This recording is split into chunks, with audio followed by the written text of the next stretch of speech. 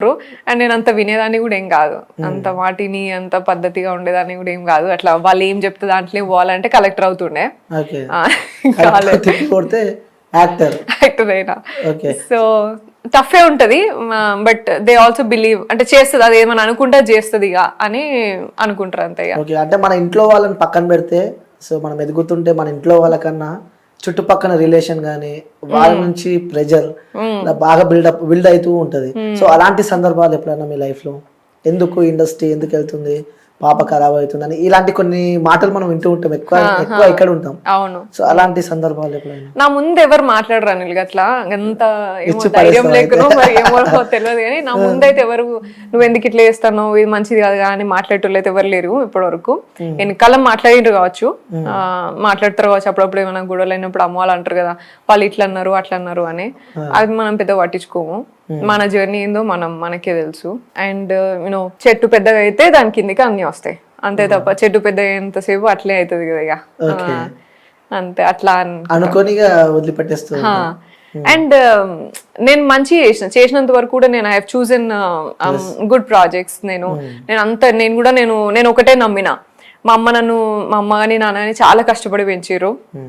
And నాకు తెలుసు నేను ఎట్లా పెరిగినా, నేను నాకు కాలేజ్ అయినా నాకు ఎంత బెస్ట్ ఫెసిలిటీస్ ఇచ్చారు, వాళ్ళు ఎంత కష్టపడి మాకు ఫెసిలిటీస్ ఇచ్చారు అనేది నాకు తెలుసు.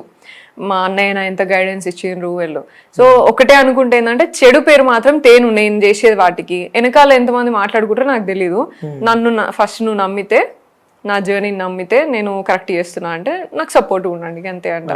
సో దే నో వాళ్ళు ఇదైతే ఏం తప్పు ఏది అని తెలుసు. అండ్ ఏది ఉన్నా నేను మాక్సిమం షేర్ చేసుకుంటా, ఫ్యామిలీతో షేర్ చేసుకుంటా, ముందో వెనకనో షేర్ చేస్తా. అట్లయితే చాలా మందికి ఒక డౌట్ ఉంది మీ పైన, ఫుల్ బాధించిన అని చెప్పి.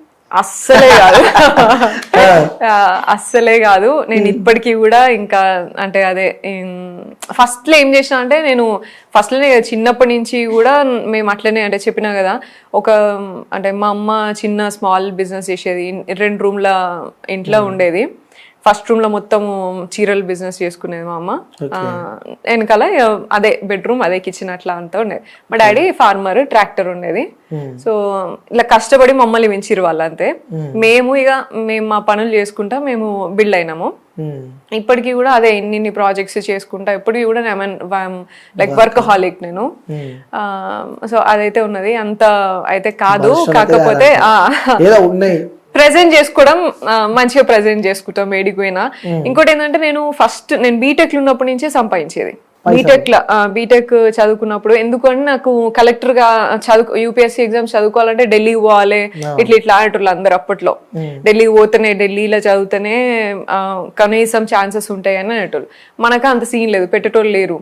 సో మనమే చదువుకుంటా మనమే సంపాదించుకోవాలి అనేది ముందు నుంచి ఉన్నది. మా అమ్మ వాళ్ళు ఏం చెప్పారు, జస్ట్ నేను బీటెక్ చదివిస్తాం అంతే, అదేంటంటే బ్యాకప్ ఉంటది అని. నేను డిగ్రీ చదువుతాను యాక్చువల్ గా, నాకు దీనికి హెల్ప్ అవుతుంది హిస్టరీ ఇవన్నీ అండ్ డిగ్రీ చదువుతా అంటే నో బీటెక్ చదవాలి. ఎందుకంటే మా పెద్దన్నయ్య బీటెక్ చదివిండు, వాడేమన్నా రేపటి నాడు జాబ్ నీకు లేకపోతే మేము చూస్తాడు, బ్యాకప్ ప్లాన్ అది. CSC computer science. నాకెలా తెలుసు? నిజం చెప్పాలా, ఇలా అందమైన అమ్మాయిలు అందరూ సిఎస్సీలోనే ఉంటారు, మాలో అందరూ మెకానికల్ అని ఉంటారు. మెకానికల్ అనమాట నాది. సో అందుకే గుర్తుపట్టి చెప్పాను సిఎస్సి అని చెప్పి. ఓకే, అంటే అవి తలుసుకుంటుంటే మీకు ఏమనిపిస్తూ ఉంటది అంటే, అన్ని కష్టాలు పడి, సో చిన్న ఫ్యామిలీ అని చెప్పి చెప్తున్నారు, చిన్న 2 రూమ్లు ఉండే అని అంత కష్టపడి ఇప్పుడు ఈ స్థాయికి మీరు వచ్చారు కదా, సో అవన్నీ తలుసుకుంటుంటే ఏమనిపిస్తూ ఉంటుంది మీకు? డెఫినెట్గా ఐఎమ్ గ్రేట్ఫుల్.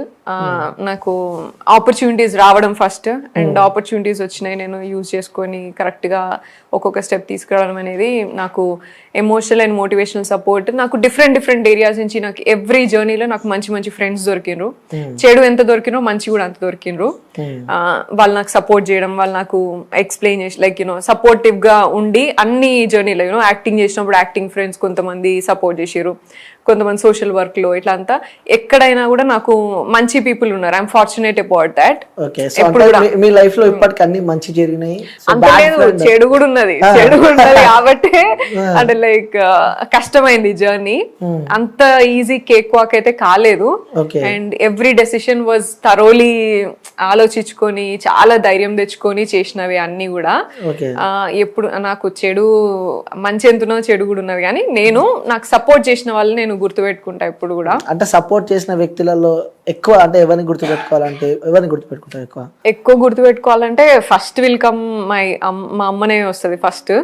ఎందుకంటే నేను బ్యాడ్ డెసిషన్ తీసుకున్నా, గుడ్ డెసిషన్ తీసుకున్నా, వెనకాల వెళ్ళి ఏడ్చుకున్నా, పక్కకున్నది ఏదో ఒకటి ధైర్యంగా.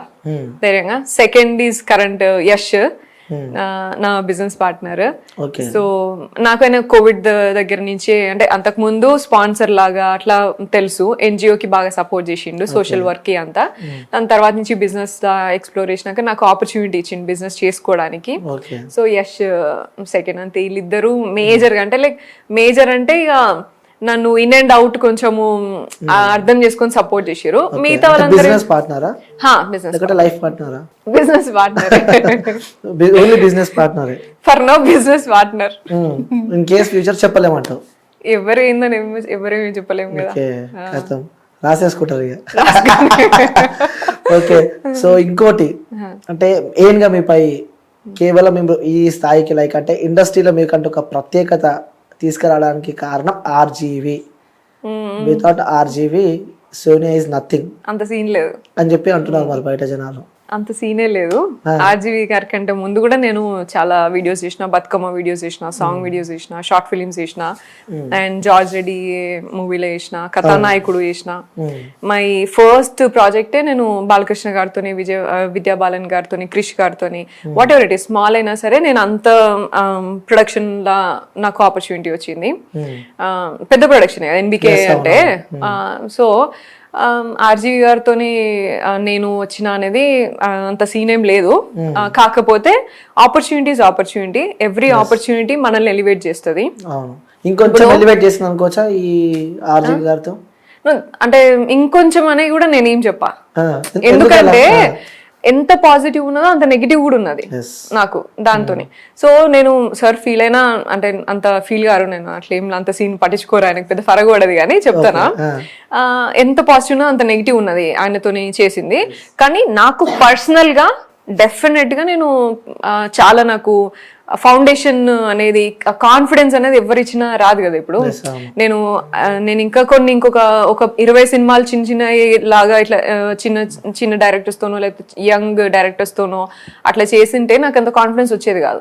బట్ అవుట్ రైట్ నేను ఆర్జీవి గారి దగ్గర చేసిన తర్వాత నా కాన్ఫిడెన్స్ లెవెల్స్ అనేది ఇట్లా నువ్వు చేయగలుగుతావు ఇక అని ఫిక్స్ అయిపోయాను నేను. అప్పటిదాకా కూడా నాకు అవుతుంది అది పోయే ఎవ్రీ డే నేను చేయగలుగుతాను ఇది. అసలు నిజంగా చెప్పండి, హార్ట్ఫుల్ గా పోయినారా ఆర్జీవి గారి దగ్గరికి, లేకపోతే భయంతో పోయినారా? భయంగా ఎందుకు వీళ్ళతోని మనకి గొడవ, ఆర్జీవి గారు అంటే తెలిసే ఉంటది, ఏమన్నా అంటే ట్వీట్లు పెడతారు కదా, ఎందుకు నో అని చెప్పి ఇప్పుడు ఎందుకులే అని అనుకున్నా. భయమా వద్దు అని చెప్దామని కోనే పోయినా, అసలు చేయను అని చెప్పి చెప్దాము, కలిసి చెప్దాం అదే అని పోయినా. ఎందుకంటే ఫోన్లలో చెప్తే ఎందుకు ఏమున్నది అని అంటున్నారు కదా, సరే నేను ఎక్స్ప్లెయిన్ చేద్దాంలే పోయి డైరెక్ట్ గా అని అనుకున్నా. కానీ పోయిన తర్వాత నేను అడిగినా, సరే ఇట్లా చేస్తారా మీరు, ఇట్లా చేస్తారా, ఎట్లా చేస్తారు మీరు, ఇప్పుడు చేసేలాగా చేస్తారా ఈ మూవీ అంటే ఆయన ఇంటెన్షన్ చెప్పిండు, ఇట్లా వేద్దాం అనుకుంటున్నా అనేది. నాకు అట్లా ఆడేం అనిపించలేదు. సో నాకు మంచి ప్రాజెక్ట్ నచ్చి కాన్ఫిడెన్స్ ఏమంటారు ఆయన నమ్మి చేసిన నేను. ఇక ఇదైతే కాదు సార్ నాతోని, నువ్వు అక్కడ సెట్లకు పోయినాక ఇది చేయాలి అది చేయాలంటే మాత్రం నాతో కాదు. ఆర్జీవి గారికి అమ్మాయిలు అంటే ఇష్టం అని చెప్పి అందరికి తెలిసింది. సో మీరు అందులో యాక్ట్ చేసిన తర్వాత పాజిటివ్ కామెంట్స్ ఎక్కువ వచ్చినా లేక మీకు నెగిటివ్ ఎక్కువ వచ్చిందని చెప్పి మీరు అనుకుంటున్నారా? రెండు వచ్చినాయి. మంచిగా కొంచెం మెచ్యూర్డ్ ఉన్న వాళ్ళు చాలా మంది కూడా ఆర్టిస్ట్ అని ఒక డైరెక్ట్ గా నాకు ఆడిషన్స్ లేకుండానే డిసైడ్ అయిపోతున్నారు, ఈమెకు ఆడిషన్ అవసరం లేదు, ఆర్జీవి గారి దగ్గర నుంచి వచ్చింది, ఆర్జీవి సినిమా. అవి ఉన్నాయి కొన్ని, అవి చాలా రూమర్స్ లాగా అట్లంతా తీసుకొచ్చినారు, అట్లనే సంపాదించింది అట్లనే ఇట్లనే అని మాట్లాడినరు. ఐ డోంట్ కేర్, నేను అట్లా కాదు. అంటే ఆర్జీవి గారు అంత ఈజీగా ఛాన్సెస్ ఇయ్యరు, వ్యక్తిగతంగా వాడుకున్న తర్వాతనే అవును అట్లా అట్లా కమిట్మెంట్ మాట్లాడతారు. ఇచ్చిన తర్వాతనే మూవీస్ లో ఛాన్స్ ఇస్తాడు. అంటే ఈ అమ్మాయికి 2 సార్లు అవకాశం ఇచ్చిందంటే అక్కడ నుంచి ఇంకొంచెం ఎలివేషన్ ఎక్కువైపోయింది, లైఫ్ ఇచ్చింది ఆర్జీవీ అని చెప్పి కూడా చాలా మంది జనాలు అనుకుంటున్నారు. సో వాళ్ళకి క్లారిటీ ఇవ్వాల్సింది. అంత సీన్ ఏం లేదు ఆయనకి. ఆర్టిస్ట్ పర్ఫార్మెన్స్ కి కొంచెం నచ్చింది అని అంటే తీసుకుంటాడు. అండ్ దాని తర్వాత కూడా ఇది ఇంకొక మూవీ వచ్చింది, దాంట్లో కూడా చేద్దామని అంటే నేనే ఇట్లాంటివన్నీ కంటిన్యూ అవుతున్నాయి, ఈమెకి ఈయన తప్ప ఇంకెవరు ఆపర్చునిటీ ఇయర్ అని అనుకుంటారని చేయలేదు నేను ఆయనతోని. కాకపోతే అంత సీన్ ఏం లేదు, he's not that kind of a person. And మరి నా దగ్గర అయితే అటువంటి జరగలేదు. అండ్ నాకు ఇప్పటి వరకు అంటే మొన్నటి వరకు ఆయన దగ్గర చేసేంత వరకు వచ్చిన రెమ్యునరేషన్ కంటే మంచిగా రెస్పెక్ట్ చేసి ఇచ్చిండు ఆయన. మిగతా వాళ్ళు ఇంకెట్లుంటుండే అంటే మామూలుగా పోతే చిన్న ఆర్టిస్ట్ లాగానో ఎట్లా చూసి ఎంతో కొంచెం ఇస్తాంలే అని అంటే ఎంత చెప్పండి అనేది మాట్లాడతాం కదా, అట్లా ఉండే. కానీ ఆయన కరెక్ట్ గా రెస్పెక్ట్ చేసి పే చేసిండు నాకు. ఓకే, రెస్పెక్ట్ చేసి పే చేసిన. సో ఆ విషయంలో కూడా మామూలుగా అట్లా అంత రెస్పెక్ట్ఫుల్ గా ఉన్నాడు. నన్ను ఇప్పటికీ కూడా పోతే అందరికి మదర్ తెరిసా వచ్చింది, లేకపోతే సోషల్ సర్వీస్ వచ్చింది ఇట్లా అని. లైక్ ఒక ఇంటర్వ్యూలో కూడా మీ గురించి కొంచెం పాజిటివ్ చెప్పినట్టు చూస్తున్నాం, తన సోషల్ వర్క్ చూసి తనని తీసుకున్నాం అన్న వర్షం. అండ్ హీ థాట్ లైక్ నేను ఎమోషనల్ గా కనెక్ట్ అవుతాను, అందరితోని కనెక్ట్ అవుతాను, నన్ను చూడంగానే కనెక్ట్ అవుతారు అని నమ్మిండు ఆయన స్క్రీన్ మీద కూడా. అండ్ నాకు అది తెలుసు కదా, కొంచెం సోషల్ వర్క్ లో అంతా ఉన్నావు కదా, నువ్వు యాక్ట్ చేయగలుగుతావు అని కూడా నా మీద వదిలేసిండు ఆయన. చెప్పేటప్పుడు కూడా నాకు ఎటువంటి ఇన్స్ట్రక్షన్స్ ఇచ్చేది కాదు, నువ్వు ఆమె ఎంత పెయిన్ గో త్రూ అయిందో నువ్వు అది చూపించాలి, నేను ఇటువైపు క్రైమ్ సైడ్ ఏమో నేను అది చూపించుకుంటా అట్లా అని చెప్పిండి అన్నట్టు. అంటే ప్రతి సీజన్ లా, అంటే మేబీ ఇది మీరు చెప్తారో చెప్పారో నాకు తెలియదు కానీ, అంటే అప్కమింగ్ ఒక బిగ్ బ్లాస్ట్ చేయబోతున్నారు, సో బిగ్ బాస్కి వెళ్తున్నారు అని చెప్పి, అంటే ఇందులో కూడా ఆర్జీవీ పేరు వచ్చింది మళ్ళీ. ఎందుకంటే ప్రతి సీజన్ లో ఒకరు ఉంటారు కాబట్టి, అంటే పోయిన సీజన్ హరియానా తనతోనే, ఈ సీజన్ లో మీరు ఉండబోతున్నారు, ఆర్జీవీకి సంబంధించిన ఒక glamorous girl Bigg Boss season 8 లో ఉండబోతుంది అని చెప్పి కూడా మనం వింటాం. మరి దానికి మీరేమంటారు? దానికి ఆర్జీవీ గారిని ట్యాగ్ చేస్తే నాకు తెలియదు, కానీ సపోర్ట్ చేస్తే మంచిది, అంతకంటే లేదు నాకు సపోర్ట్ అయితే.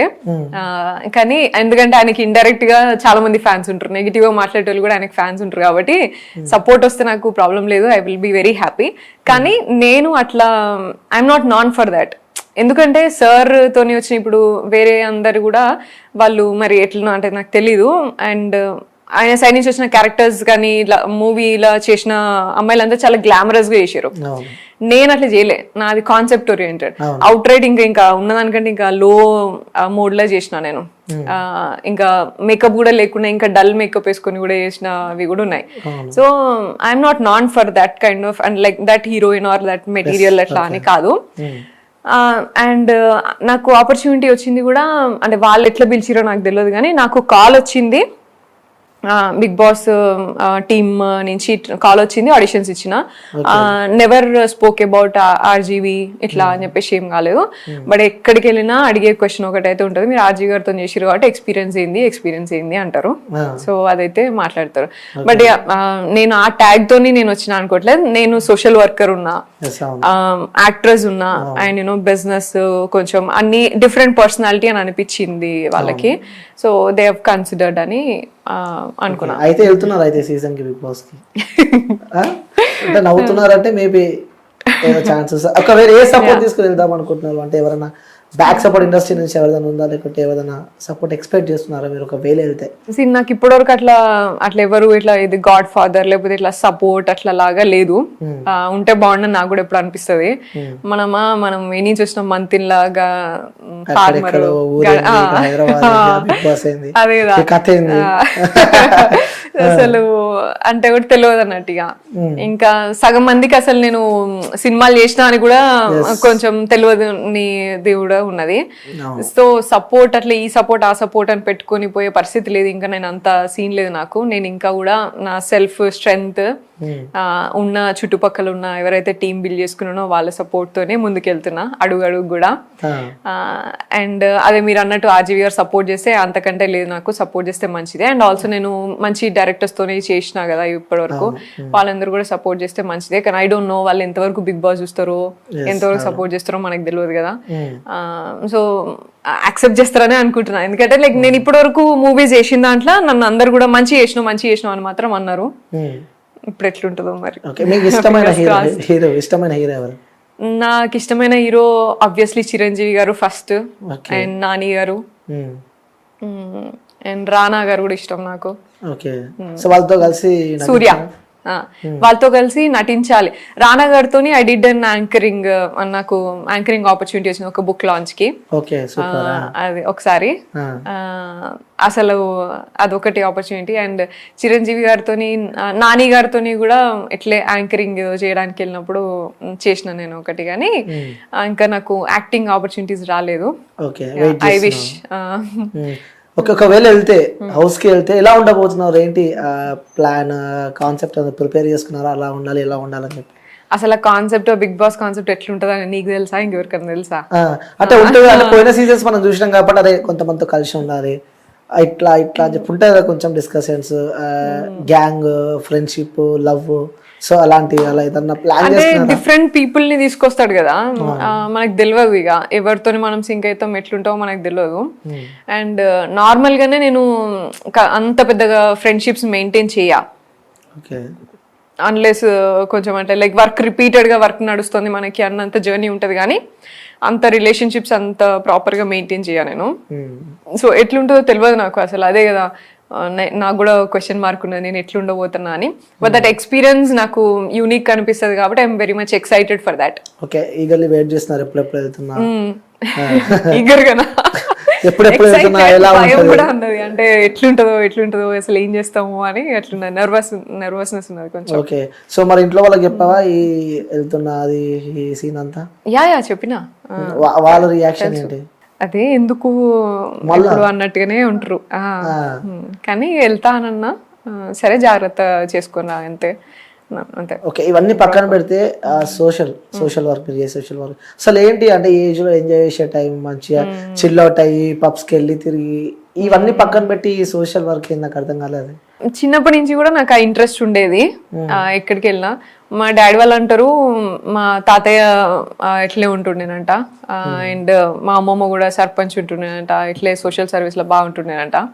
అదేమైనా వచ్చిందో నాకు తెలీదు, చిన్నప్పటి నుంచి కూడా అట్లే ఉంటుండే. అండ్ కలెక్టర్, అదే లైక్ అడ్మినిస్ట్రేటివ్ థాట్స్ బాగుంటుండే, అందుకనే వీళ్ళు కలెక్టర్ కావాలి అంటుండే అమ్మ వాళ్ళు. సో నేను గ్రాడ్యుయేషన్ బీటెక్ చేసేటప్పుడు కూడా డబ్బులు సంపాదించినప్పుడు కూడా నాకు తెలియకుండా నేను అది నాకు ఒక 50% 4,000 సంపాదిస్తే ఒక 2,000 నా కోసం, ఒక 2,000 ఆర్ఫన్ హోమ్స్ కి కాంట్రిబ్యూట్ చేసేది, పోయి ఫుడ్ డొనేషన్స్ అని ఫుడ్ కి, అండ్ వాళ్ళకి ట్యూషన్స్ చెప్పేది, వాళ్ళకి కూడా అట్లా మ్యాథ్స్ అవి ఇవి అన్ని ట్యూషన్స్ చెప్పేది, అట్లా చేసేది అన్నట్టు.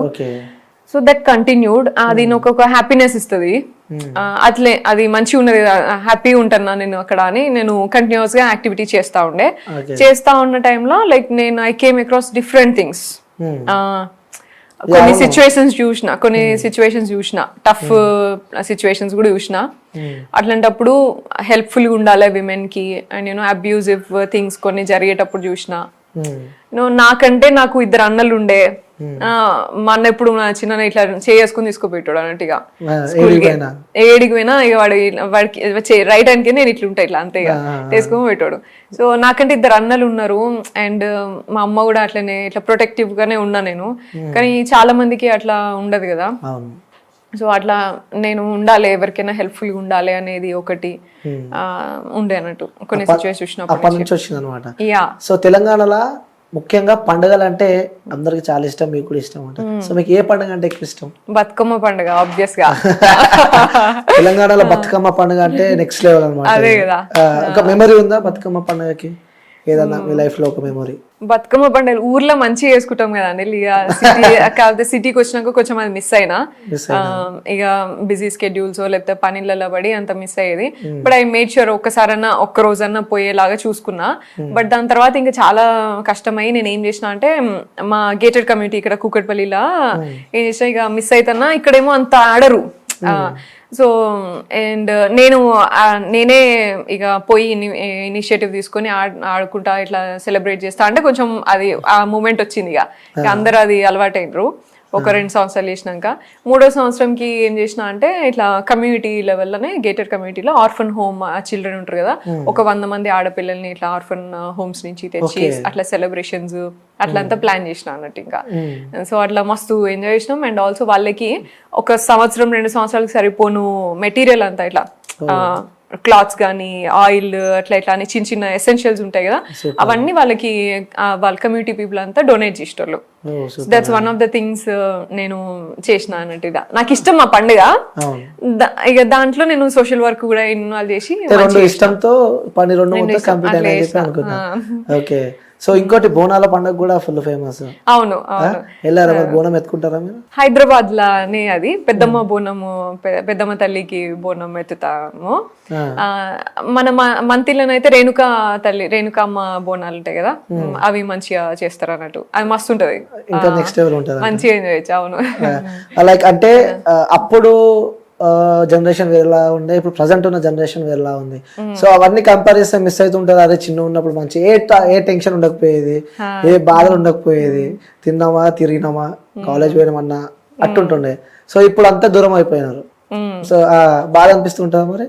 అట్లా ఏముండదు ఇక ఎప్పటికప్పటికి అంతే. నేను ఎంజాయ్ చేయాలనుకుంటే ఏడికైనా పోతాలే. ఇప్పుడు గణేష్ చతుర్థిలో డాన్స్ చేస్తా, నేను గణేష్ నిమజ్జనం వీటికి డాన్స్ చేస్తా. ఏ పాటకి వేస్తా? ఏ పాట మామూలుగా డబ్బులు కొట్టు వీటికి అంతే. ఏదైనా పర్లేదు. నేను అప్పుడు చిన్నప్పుడు కూడా నేనే ఫస్ట్ అందరు అబ్బాయిలలో పోయి డాన్స్ చేసాడు అంటే అప్పుడు. దాని తర్వాత నుంచి అందరూ చేస్తారు, నా ఫ్రెండ్స్ అందరూ మా అన్నయ్యలతో పోయి చేసేది. ఇక ఇద్దరు అన్నలు ఉన్నారు, ఎవరేమన్నారు? అన్నలను చూసి భయపడతారు, ఆ ధైర్యం ఒకటి ఉండేదేమో. ఉండేది. ఇక అఫ్ కోర్స్ మీరు ఇంత అందంగా ఉన్నారు కాబట్టి ప్రపోజల్స్ వచ్చే ఉంటాయి. సో కాలేజ్ లైఫ్ లో కానీ, స్కూల్ లైఫ్ లో కానీ, ఇప్పుడు ప్రజెంట్ కానీ.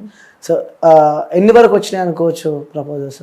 అట్లా లెక్క ఏం లేదు కానీ వచ్చినాయి, అట్లేం లేదు లెక్క ఎక్కడ వచ్చినాయి. కానీ నేను ఏం చేసేదంటే, అదే మీరు ఏదో అన్నలు ఉన్నారు కదా అని ధైర్యం అన్నారు కదా, అన్నల కంటే ఎక్కువ నాదే ఎక్కువ. వాళ్ళే నాకు భయపడతారు, ఇదేవరు నన్ను కొట్టేసి వస్తుందిరా బాబు అని. దాన్ని ఆపడానికే ఉంటారు వీళ్ళని, కాలా కొట్టకుండా ఉండడానికే చూస్తారు వీళ్ళంటే.